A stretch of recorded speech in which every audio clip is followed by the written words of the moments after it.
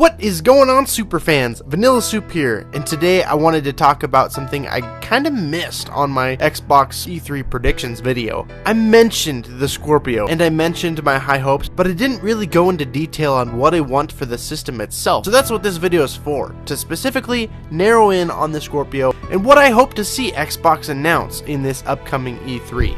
Now, I just want to get specs out of the way because for me, that's pretty much something we already know of at this point. We know some games are going to be at 4K at 60 frames a second. Better performance overall with most games, even in 1080p. So a really good experience. For example, I assume that one of the things they're going to announce at this E3 is going to be a Halo 5 update that allows you to play split screen. Now that would be awesome, and I think that is quite likely, because apparently that was just something that was a technical issue with the Xbox One. They couldn't lock that game at 1080p at 60 frames a second on split screen, so they made it mandatory for you to play it on single player, one screen only.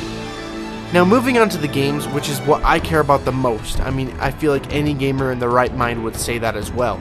I want good games to be at launch. I'm talking like Sea of Thieves. I want that to be a launch title. We waited long enough for that game. It needs to come out already.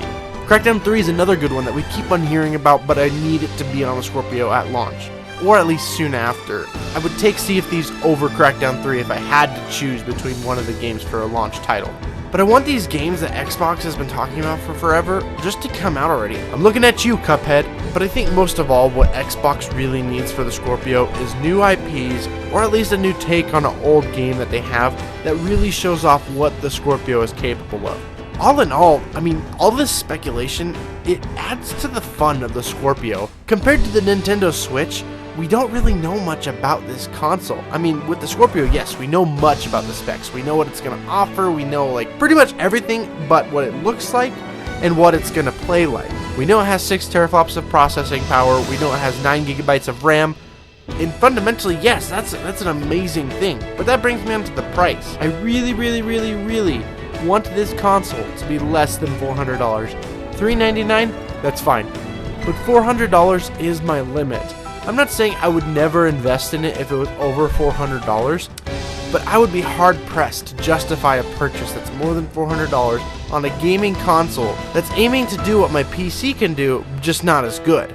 But that comes back to the games. If you have enough games that sell me on your console, I'll pay you whatever price you think is appropriate. But as a college student, I can't just go around buying computers every time I feel like I need an upgrade.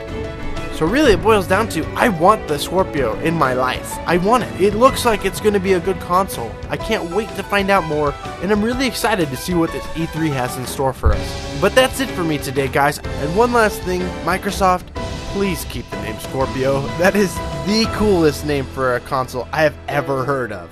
Let me know what you think in the comment section down below. And until next time, superfans, I'll see you online. Vanilla Soup out.